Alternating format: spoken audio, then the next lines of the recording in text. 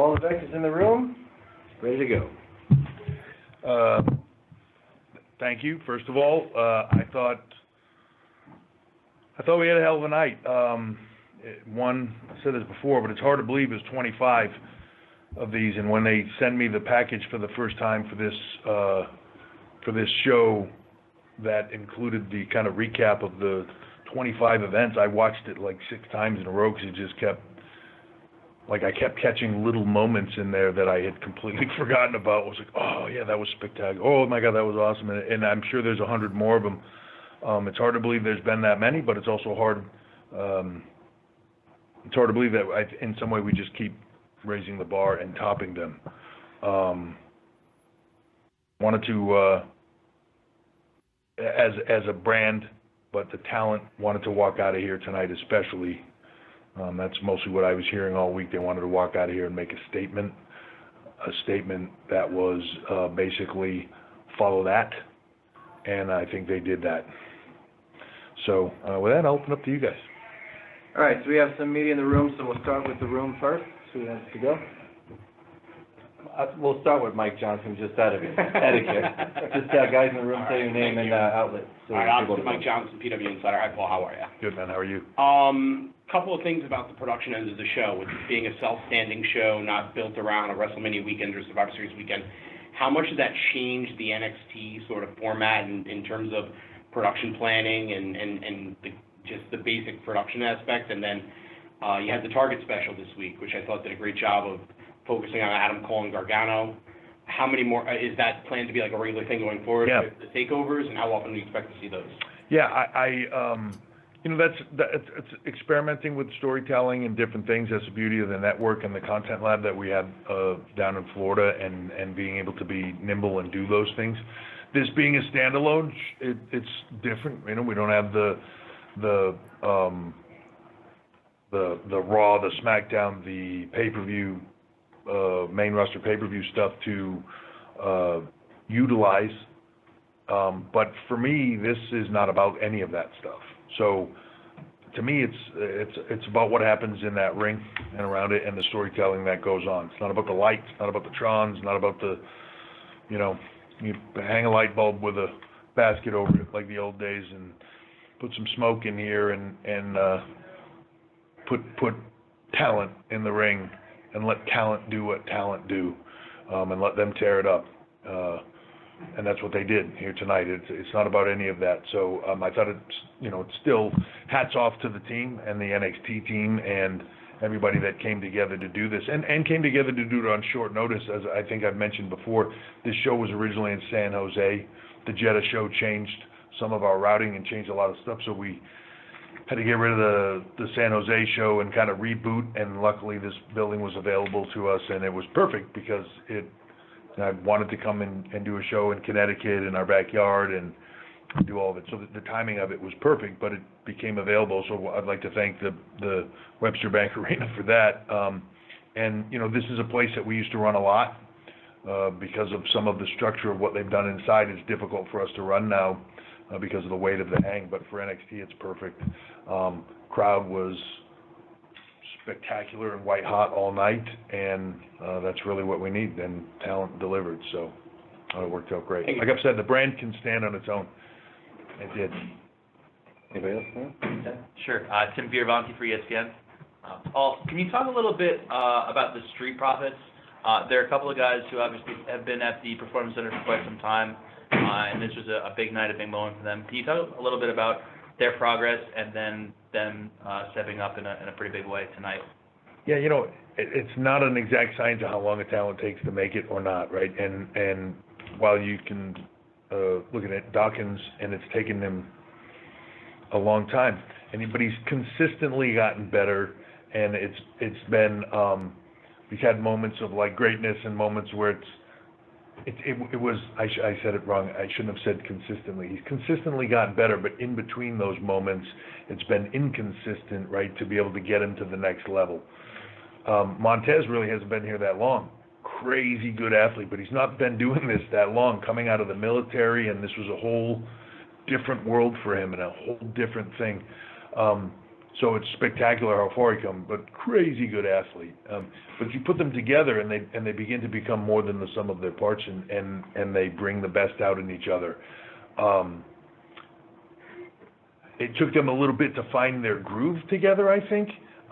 Not from a personality-wise, because I think they had that from the moment they met each other, but from the in-ring part of it. And when you're that charismatic, if you have to be able to handle that charisma in the ring, otherwise it doesn't work, right? It took them a while to get there, but now they're there. And this was a big achievement moment. I'm happy, really, really happy for both of them. This is an exciting time for them, and they deserve it. They're both extremely hard workers. Let's do two on the phone. Thank you. That's *1 for questions on the phone, and we'll go to Connor Casey with comicbook.com. Hey, Hunter. Thanks for the time. Great show. Question for you regarding Tommaso Ciampa. He made an announcement prior to the show that he's cleared for non-contact.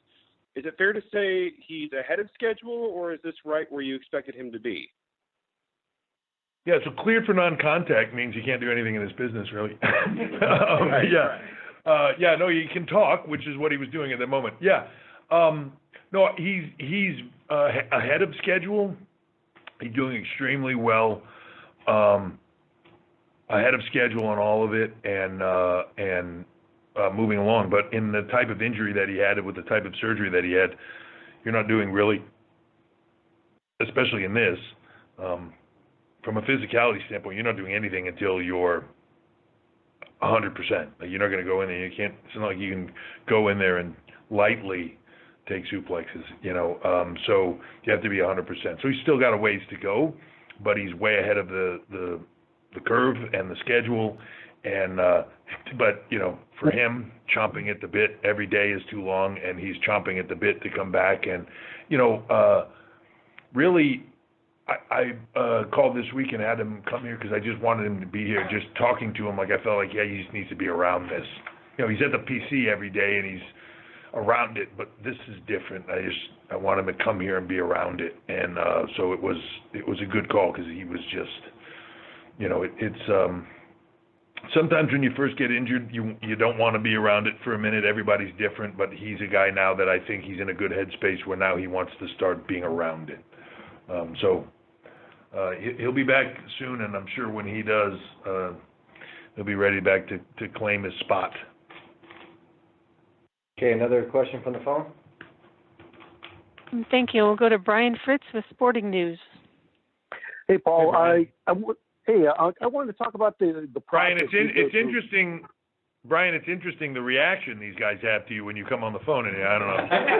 Mike is he had a huge inside pop over there for himself, I don't know why, but go ahead. If it was level ground, he was on the phone, he would have been second. So we all know that. No, I wanted to ask you about, what is your process after a Takeover show? Do you go back and watch it? When do you go back and watch it? And what exactly are you looking for when you look back at a show like this? Yeah. So the process for me, it's a funny thing, because you have to, and I feel like in these shows you have to be able to start that over. You have to be able to compartmentalize them a bit, in that during the day you're kind of looking at the overall show, every bit of it, the flow, all of it, and then when you get into the individual matches themselves, then you start to, on headsets, start to have to just be into that match, and when that match is over, put it aside, move on, and start to get into the next thing. I was just saying with Kathy Kelly, it's actually great for me, before I sit in here with you guys, to go do Facebook with her, because she makes me reboot through the show, and she, let's start out with Roderick and Strong and Matt Riddle, and it makes me go back and think about the match for a second while I'm talking to her, because I don't prep for it, right? I'm just thinking about it, but it makes me then go back and have those moments, so when I come in here, I can just have the whole show in my head again. So it's part of that process. As far as the aftermath, yeah, I'm going back, and I watched lots of it. I watch it in chunks. Sometimes I'll sit and watch the flow, but the flow for me is more of a feel, so I kind of got that while the show was happening. I'm going to go back and look at production things we did, how we handled entrances, shots, lighting, things I liked, things I didn't like. We were tweaking a few things. We had a different lighting system tonight, so we tweaked it a few times during the show. But I'm going to go back and see what parts I liked better and what parts I didn't. And, you know, you just want it to be better every time, so you go back and you tweak the little things. As far as the performers themselves, you know, Sean, Road Dogg, Terry Taylor, all those guys, Matt Bloom, Sarah Amato, they'll all be dissecting this thing with talent. They go back and they're very, especially with the top talent that are in these takeovers, it's very, we call them skull sessions. It's very skull session heavy with them now. It's going back, watching this film, what they did right, what they did wrong, how they could have changed it, what they would have liked to have seen themselves do differently. Because I can tell you, as spectacular as we all think it is, and trust me, they're happy right now. They're like, Sean and I were just talking about it in the other room, sometimes hard to get a read on them when they come back. We're all giddy, and they're like, do you think it was all right? You know, and because you're that level of pro that you're never going to be happy with what you do, and you want to dissect the things that you do, so they're usually their own harshest critic, and they'll go back and they'll watch this stuff over and over and tear it apart and think about how they wanted to do things differently. All right, back to the room, anyone? Justin Barrasso, Sports Illustrated. Following your Boston roots, the Bruins, if they win tonight, they're only 2 games away from the Cup. That'd be nice, another title belt to Boston for you guys. Yeah, no, I'd like to send them another one. It'd be great. That's always fun for me, just being from the region when I see that stuff, and then I can... Catching up to you in terms of title belts. Yeah. Yeah. Yeah, they won't get the flair, but yeah. Maybe eventually, you know. With his MMA background, his ability, his charisma, have you ever seen anyone quite like Matt Riddle in wrestling? And I'm curious about tonight, you know, a guy, Roderick Strong, whose wrestling background kind of dwarfs Riddle's. They had such great chemistry together. Yeah. What impressed you most about Riddle? What impressed you most about tonight? So Riddle's just like, in some way, just has this charisma about him that makes you want to watch him. He's spectacularly fluid in his movements, and his background of MMA and the way he utilizes it, I think, makes him slightly different than, I don't know, than anybody that I can really. It's hard for me to put like to say, oh, he's a knockoff of this, or he's similar to this talent, right? He's kind of the first iteration of himself. And when you think about how long he's been doing this, and like, he's just nicking the surface of where he's going to go. Like, it's going to be incredible to watch him as a performer over the next few years. Roderick Strong is the kind of a guy that I feel like Roddy's one of those talent that maybe the world won't realize, like, how amazing he was until later, when you start to look at it and you think, like, all the guys that he made look better, and all the performances that he had where somebody was good looked amazing with him. How many times he stole a show in a position that he was in to maybe not steal the show. Like, he's just that guy that quietly motors along, just making everybody look better and spectacular. Hopefully enough people, people see that. I see it in him, he's amazing. And for me tonight, when we were looking at this overall show, what I want to do to start the show, there was no question about where I wanted to start, because I knew they would blow the roof off the place and set a tempo for the night. As a follow-up to that, I know that there's all kinds of opinions on the show and what resonated and what didn't, and those are external thoughts on an internal process. For you, looking at the 25th event as a standalone, is that the greatest success for NXT, that it's a standalone, it's its own brand, its own entity? You don't need a main event roster, a show on Sunday or Raw Monday or SmackDown Tuesday. Tonight was a standalone. At 25, it seemed appropriate. Yeah. Is that the greatest success when you look back at NXT? Yeah. Look, I think all of it. You can piggyback only so much, and some of that, certainly, the WrestleMania weeks and the SummerSlam weeks. But some of the ones that we've done around the Money in the Bank, or it might almost be more difficult to draw a full house when you already have a full house, and it's a lot in an area maybe where you can't pull that many people. So those have been successes as well. But I've said it for a while. I thought this brand, it didn't need that, and it can stand on its own. So tonight was special for that reason. It did. Coming here to Bridgeport, stepping up to the plate on its own night, it'll be interesting to look at the viewership. Like Liverpool playing, you got a big fight tonight. Like there's a lot of things going on, but it still sat there and was trending and everything else going on. I think the success of it speaks for itself. And I'll say this: we were in Bridgeport tonight with the highest grossing WWE event we've ever done in this building. Right, so that to me is a statement as well. Like NXT came in here, we've run. I think have we run a pay-per-view out of here? I don't know if we've run a pay-per-view, but I know for sure we've done Raw and SmackDowns out here. I've been in a lot of them, and it's outdrew them. So that's a statement as well. Philo Martinez of Newsweek. What analytics do you take in to make this show a success and to maybe have a follow-up standalone show? Like, what do you look at? Do you look at the attendance? Obviously, the in-ring was amazing tonight. Like, what do you look for to kind of make sure the next one is another standalone, if you know what I mean? Yeah, so I look at the analytics. It's a funny thing because analytics is a funny word. I don't know, that's how I would have looked at it my whole career. I was like, sold out, good analytic. We'll probably have really great viewership, good analytic. Blew the roof off the place, good analytic.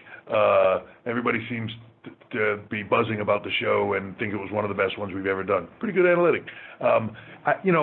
You can look at a lot of things, and I feel like analytics are amazing, but I feel like if you get too deep into them, then sometimes you can prove anything you want to prove at some point.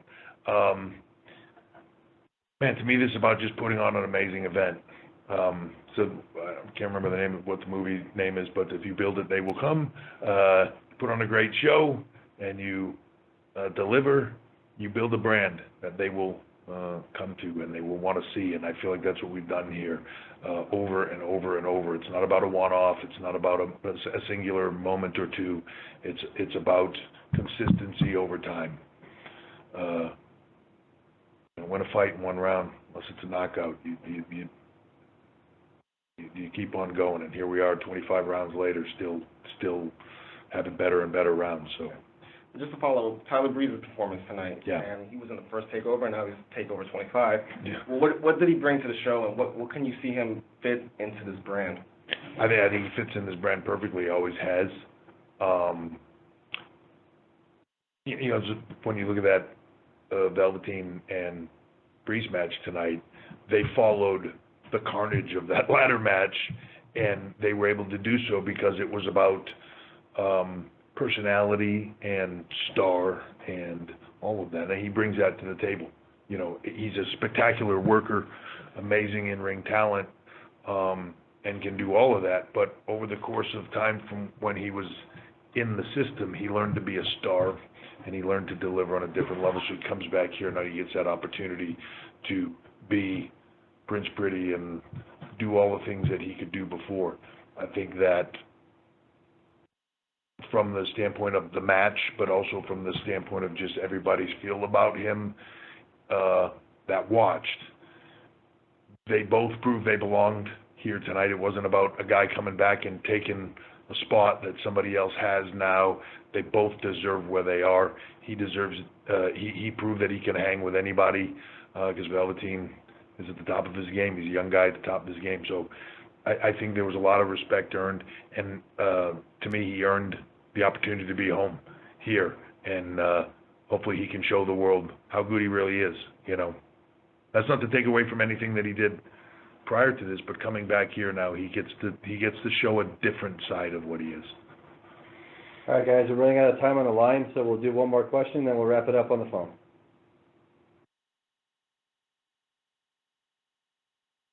Anybody on the phone? Next, we'll go to Dave Scherer with PW Insider. Hey, Dave. Hey, Paul. How you doing? I'm good. Great night for you guys tonight. I could tell you how great the show was, but you already know that. Everybody knows that. I have a question for you. Yeah, but I don't mind hearing it again. If you want to tell me, I don't mind hearing it again. It's always good. It was a ridiculously great show. There's no doubt about it. And you guys always deliver. And we have a joke on our site that we always say tonight's show is going to stink. It's kind of like if, you go in the bathroom when the Patriots are behind by 7 and they get 2 touchdowns, you don't leave the bathroom. But my question, if you could go back in time and see young you and say at some point in the future, you would be running NXT, NXT UK, 205 Live, and you'd be able to shape the industry and tell the stories you're telling and just put these shows on. What would young you say to you now? Young me wouldn't believe any of this crap. None of it. There was a moment in time where, years ago, where there's this story that resonates about Michael Hayes singing at my wedding and calling me after it was over and saying, left a message on my machine when I got home from my honeymoon saying, I'm sorry, Trip, I ruined your wedding, and I apologize. And, I called him up and I said, dude, go back to 14-year-old me sitting on my couch in my shorts, eating a bowl of Fruit Loops, watching the Von Erichs face the Freebirds, and step into that scene and tell me, see, Michael Hayes, he's going to sing at your wedding. And, none of that's believable. None of this is. I am just, and I said it a minute ago to the talent out there, I get done this show, I'll go tonight and I won't be able to sleep because I'll be buzzing about this show like I was the night that I sat and watched Snuka jump off the top of the cage on Bob Backlund, and I couldn't sleep all night because I thought it was the greatest thing I'd ever seen in my life. It's the same. I'm that same kid. Sean and I are like two giddy kids up there freaking out over all of this stuff and trying to put on something spectacular. And really, the truth is, I'm putting it on for me. I want to put on the show I want to see. I want to put on the most spectacular thing. I want to give that kid that watched tonight sitting on his couch, I want to give him a sleepless night where he goes, that was the most incredible thing I ever see. I have to do this with my life. It just goes back to that. So none of it's believable, but it all comes from that same place. Passion for this. I still, beyond a shadow of a doubt, think this is the greatest form of entertainment I've ever seen in my life, and I want to make it grow and make all these guys and girls and everybody that has a dream, as cliched and corny as that'll sound, that have seen it and have that spark to go like, I want to do this. It's why I talk about the recruiting and the performance centers. It's giving them that path. How do you do this? This is how you do it, because it wasn't easy in the generations before. I want to make it easier so that if you have the dream, you can try to live it. Not everybody's going to make it, but you can try, and that's what this is about. So, here we are, and I believe that the talent that are here are the best in the world. I said it to the locker room that was in there tonight before this show. I wouldn't trade any of them for anybody. I believe in the product. I'll put it up against any product, ours, anyone's. And I think that the goal tonight was to make a statement made. The goal tonight was to leave the end of the evening with being able to look at the world, the talent and us, to being able to look at the world and say, follow that. That's all right, I'm going to give you a softball. I'll give you a softball at the end because I think I already know the answer. But I would say, how do you compare what you created in the ring as a wrestler compared to what you do now? And I think I already know the answer. I think you pretty much just told us. So I'll give you a softball to end the night because you had a great night. Yeah, thanks. It's not even it's not the same. There's a difference. It's like winning something and doing something for somebody else, I guess, in a way, or something like that. It's because the feeling of it is different. The success, yeah, it's in some ways you're a part of that, but like it's watching other people have that success level. I don't know. It's hard to explain. It's people joke online and or whatever talent do it. They say, my NXT kids or the whatever or the Papa H or whatever that stuff is, which by the way makes me feel real little. I was in Japan once with Flair with a girl calling him Papa-san that I will never let him live down. Nor should you. Yeah, but so it resonates with me, the Papa thing. But in some way it is. It's like, what's the bigger success for you in your life? The success for yourself or watching your kids? If you could pick, which one would you want on the Triple H legacy? Which one would be the one that, I won't say makes you more proud, because obviously, your in-ring career you'd be proud of. This will be, but which one makes you feel like, damn, I did that more? And I know I think it's this more. I think it's this. Don't get me wrong. I don't want to take away from anything or the generation or the era or any of the stuff. It's a different feeling. It's watching your kids. It's being proud of your kids. It's a different feeling. It's hard to explain, but that's just what it is. Yeah, Papa ain't so bad, No, yeah, that's true. Well, thank you, sir. Thank you guys Great very night. Enjoy it. Thank you very much. We have to end the call now because we're running out of quarters in the payphone. So, but yeah, he just pointed out to me very subtly that I want to mention also. One is NXT Takeover that will be at SummerSlam Toronto. Talk about standalones, but that one will be with SummerSlam in Toronto as part of the weekend. And then August 31st, which we announced tonight, and I will just say this to everybody in here, contrary to, I'm sure, the buzz, the date of August 31st is a date we have had for a long time. That building been with us, booked with us in Cardiff, long before WrestleMania, I think. We just hadn't announced because it wasn't the right time, and, you want to announce something for a brand 6 months out or whatever. At least I don't, the way I see it. But tonight was the right night to do it. It has nothing to do with anybody else. And to be honest, we will take place live in prime time in the UK and be on in the afternoon here in the US. So it is what it is. But I'm really excited that the UK brand of NXT, I feel like it's going back in time and kind of being at the beginning of where this was. And you look at the talent that are there and the talent that are coming out of there, it's spectacular. And I think that there's a competition within NXT, the NXT header itself. So while we talk about statements, I know that UK brand in Cardiff on the 31st is going to be looking to make a statement as well, and they're going to be able to want to walk out of that building in Cardiff and look across the pond over here and say, follow that. So I would expect a statement to be made there as well. Thank you very much, everybody. Thank you for all your coverage, and we'll talk to you soon.